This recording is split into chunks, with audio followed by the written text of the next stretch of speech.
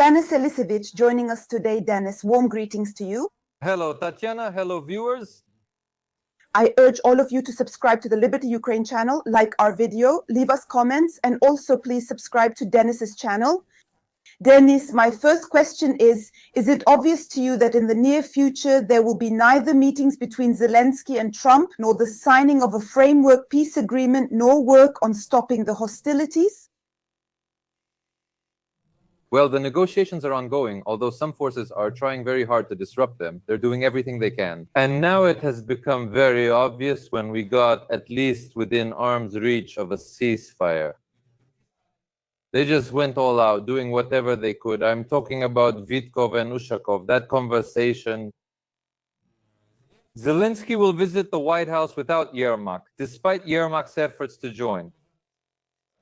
Information surfaced in the press, I published it, but lately I've been trying to keep a low profile. Zerkalo Nedeli already published it. I can only repeat that they were preparing to serve a suspicion notice to Ermak. And to prevent that from happening, Zelensky made him the head of the negotiation group. Umerov was questioned by National Anti-Corruption Bureau of Ukraine yesterday. So, my interests, your interests, the interests of all Ukrainians are represented by people who are deeply mired in corruption. I can share one specific insight right here on this broadcast. A Geneva negotiation group member said we spent many evenings at the hotel washing our hands. That's all. And as for the task of making peace, yes, it exists. People are working on it. No one wants peace as much. As we can already see, how right the president is. And this information that Bloomberg published, and it mentioned Ushakov and Vitkov. For you, did you hear anything terrible there? For example, when news of the Minyosh tapes came out, we were in shock for days. Were you shocked by this information or not? I was shocked by how it was blown out of proportion, calling Vitkov a traitor and demanding Trump's impeachment. This is just some kind of nonsense. A special representative Vitkov, he's the special representative for Russia. So his task is to build bridges for negotiations, for making a peace deal. He tells Ushakov how to talk to Trump in order to achieve success. But it wasn't simply that Ushakov was listening to him. I'll tell Trump some lies in one ear and you come in from the left and do this and I'll help out and so on. There was nothing like that. He's consulting the other side. That's the whole point of negotiations. He shouldn't tell Ushakov to get lost, even if we like Ushakov. Our goal is peace and we must do everything to achieve it. But this was blown out of proportion by the globalists, the deep state. Of course, our people picked it up here as well. And it's just some kind of hypocrisy. Currently, we only hear people shouting, no peace, let Russia keep bombing, let people keep dying, just no peace, please. This is Tatiana, you understand. This is George Orwell, Animal Farm, 1984. Our compatriots who are in America are organizing rallies called Rally Against a Bad Peace for Ukraine. Well, it's easy to support war from America, but do those affected even want peace? Recently there was shelling in Kyiv, Zaporizhzhia and Dnipro, screams, fires, and death continue. How will those people feel about Americans who support the war and oppose peace? It seems they just dislike peace. Why didn't our president propose a better peace? No, I've been suggesting it to him for years. I told him to make a deal that would corner the KGB. That's it. He wasn't interested in peace, and believe me, even today he isn't interested. It's just that he's in a very bad position. He personally... It's about him meeting with Trump without Ermak, but Zelensky himself says this. Axios published information that he himself will not go to Washington. He will go there with a European because this concerns our security and guarantees. Rusula also spoke and said that there will be no peace without Ukraine and without Europe and no violation of Ukraine's sovereignty. Will they all support Trump together or how will it work? As of today, as far as I know, Ermak was almost announced at the White House. I don't know what will happen next. Something might change for a deal, but I doubt it.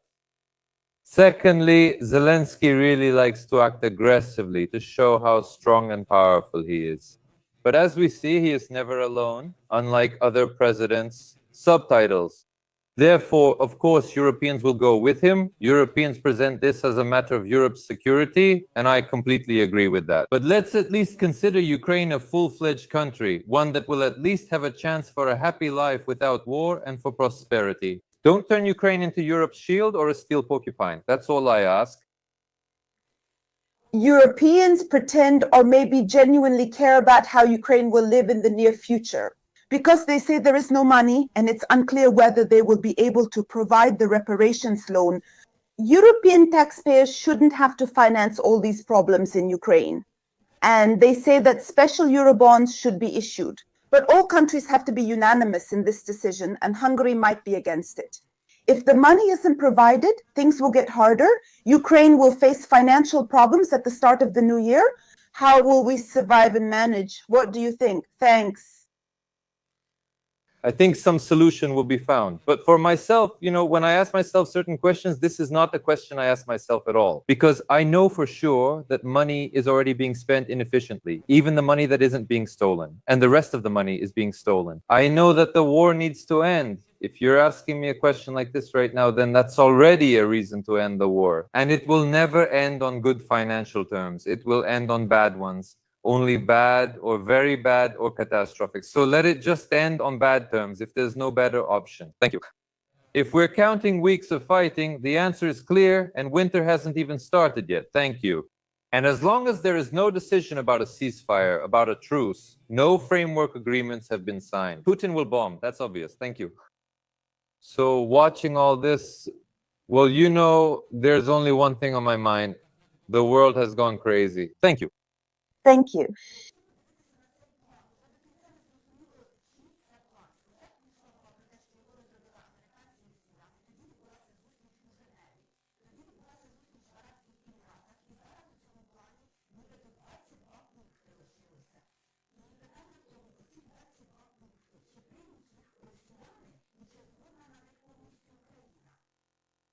Some say there are 19 points, others say 22. I can tell you those 28 points that were leaked to the press through Honcharенko are about 70% accurate, 30% not. The wording there is completely different, it's tougher, and other things are being discussed as well.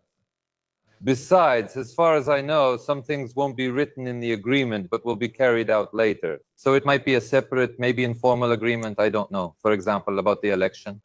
One says it's there, another disagrees. We'll find out eventually. As for who will or won't accept it, I assure you, and Putin will keep everyone on edge until the very last moment.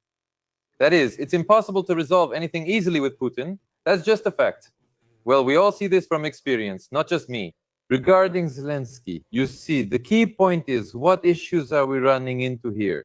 I clearly understand that if we don't resolve the issues that are causing our society to argue and become divided, and which Putin then uses to justify all sorts of nonsense he pushes, then there won't be much good coming from this peace. Yes, people will stop dying, but we can prepare for the next war right away.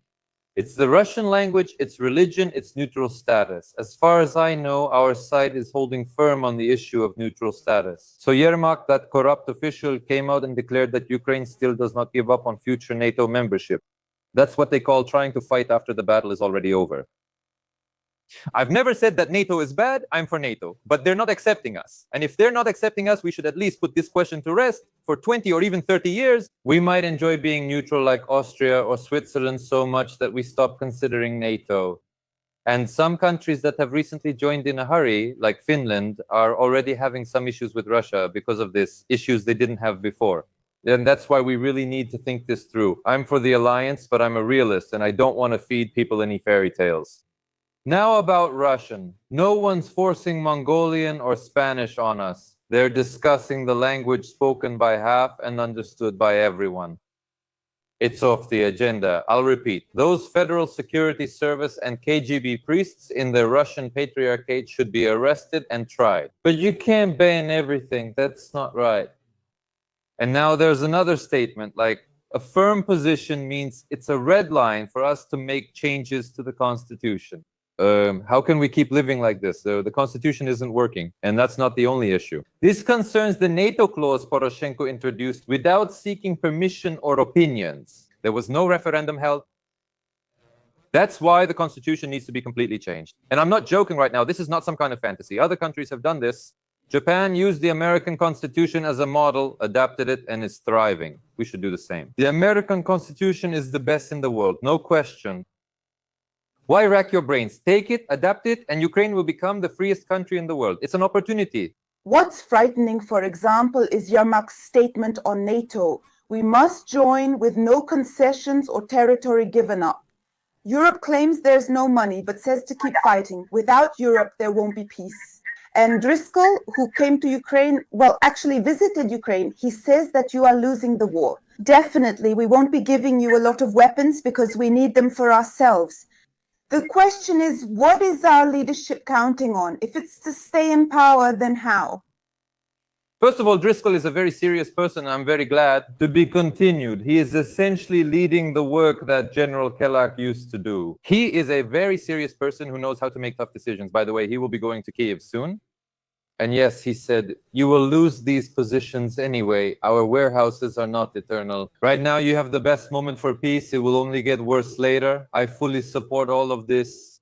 Driscoll is good because he's a realist. He doesn't have his head in the clouds, and unlike some others, he doesn't like taking pictures with corrupt officials.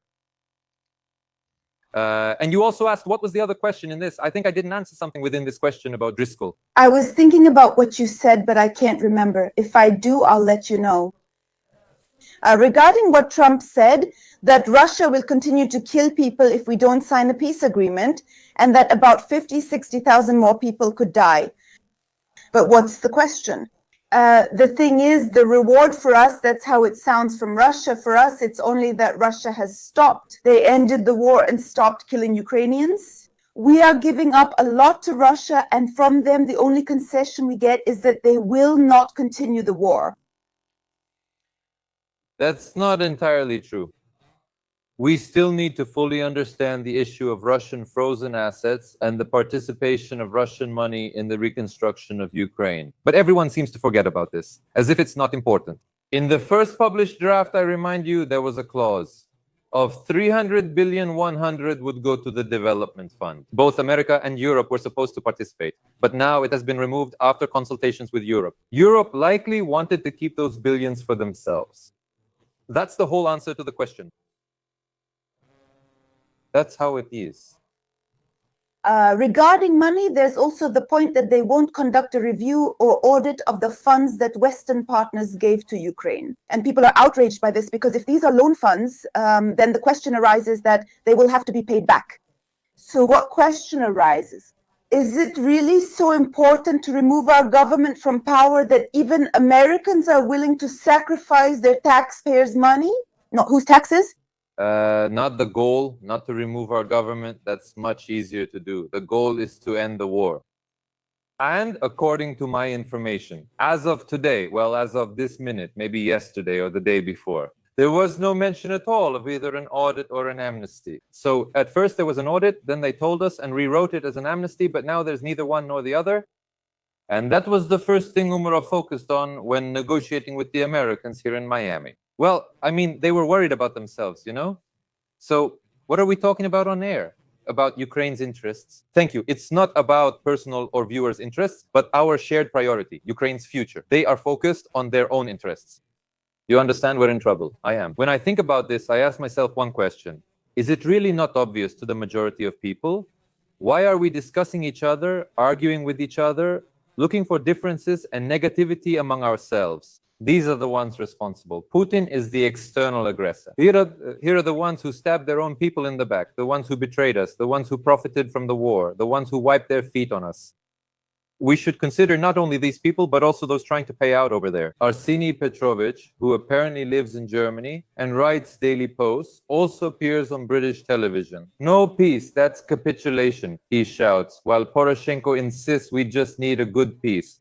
Driscoll, you know what he said, and he'll repeat it here in Kiev? You aren't signing peace now. We stopped selling NATO weapons on January 1. We have no warehouses and won't provide anything. America already ended financial aid. You'll come back to this issue, Mark.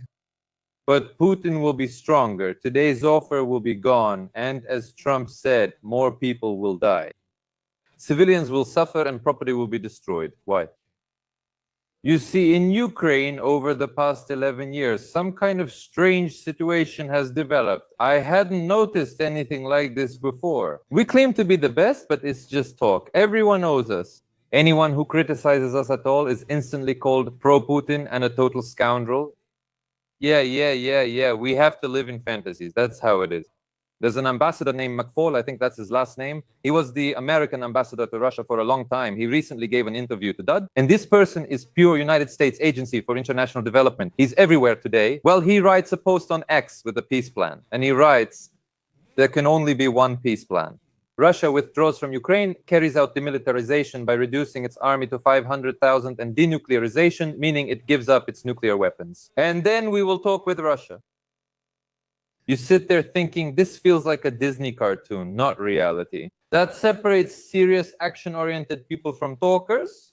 What Vitkov and Driscoll are doing, these are real people who are living in a situation that's unpleasant for us and for Ukraine. But that's the reality we have today. You understand? I don't like it either. I'm the first one who's interested in all this ending and in Ukraine having a future. But they use this thinking to beat people. What do people who attend our shows or visit our channel say? They usually answer these questions this way. People aren't fighting for corruption, Zelensky, or the government. They're at war to defend their country and statehood. Corruption isn't involved. We hear that argument every day. What would you say about that? A very subtle and very important question. This opinion, the one you mentioned, the one that's being promoted, engaging in corruption or changing Zelensky's inexperience during wartime will cause the front to collapse. But why would it collapse? The military knows their job very well. On the contrary, it will inspire people because they are fighting for something that's changing for the better. And the fact that people say things the way you said, that's news to me, of course. Can you repeat their exact wording or something close?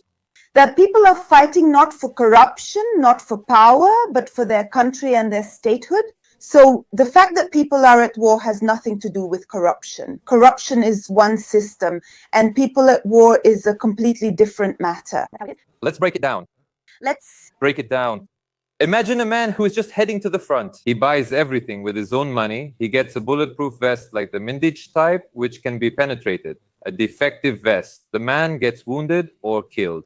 If he survives, he goes online and sees people say Mindish made millions from bulletproof vests. Is that fair? Second, the person. At the front, he sees all the news, the war ends, and he returns home 2 months later. He reads about a new corruption scandal. This person asks the question, did I really risk my life for this?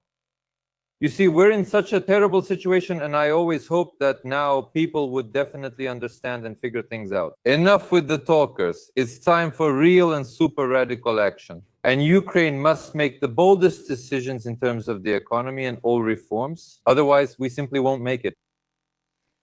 About the fact that people are outraged by this peace plan. Why does this doubt arise? Because during all this time, as we see, when peace is approaching us, the conditions practically do not change. That is, we've heard the same thing from the very beginning, and as of today, Russia is putting forward the same conditions to us.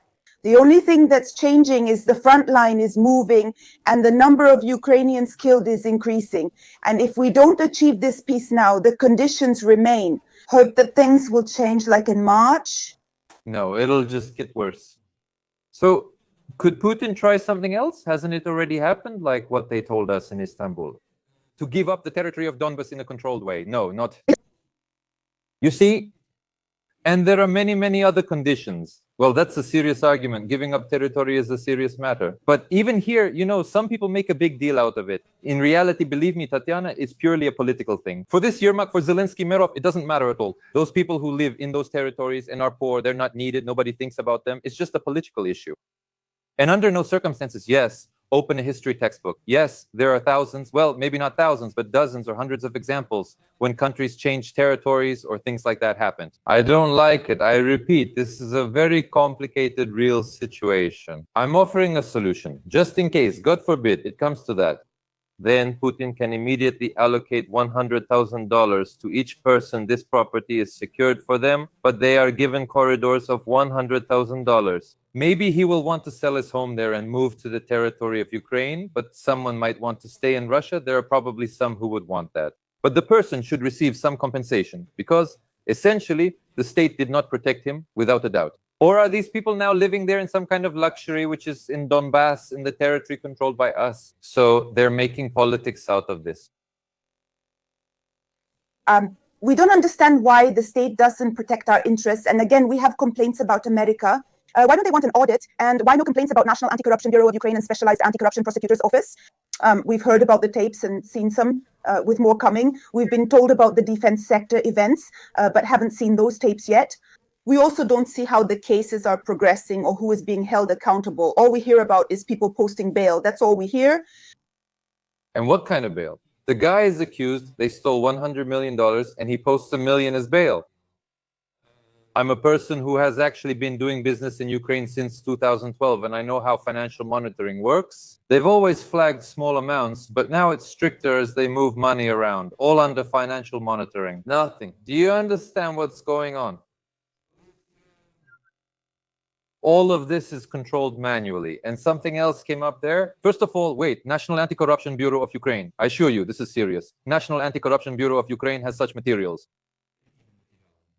It could end Zelensky's power tomorrow, not through a coup, but because even the most reckless would see it's time to stop.